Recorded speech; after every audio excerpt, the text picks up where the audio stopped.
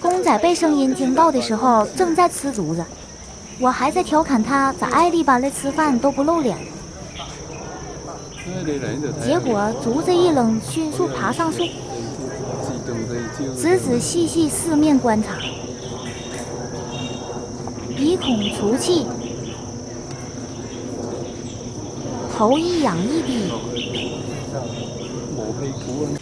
时刻准备着出击。见没有异常了，也就平复了。没一会儿，奶爸出来安慰狗狗，他看见奶爸就吓出来了，望向奶爸。奶爸还是要安慰。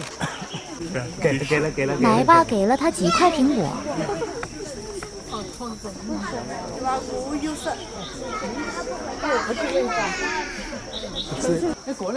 吃了就安安静静上门口睡觉。大哥就是大哥。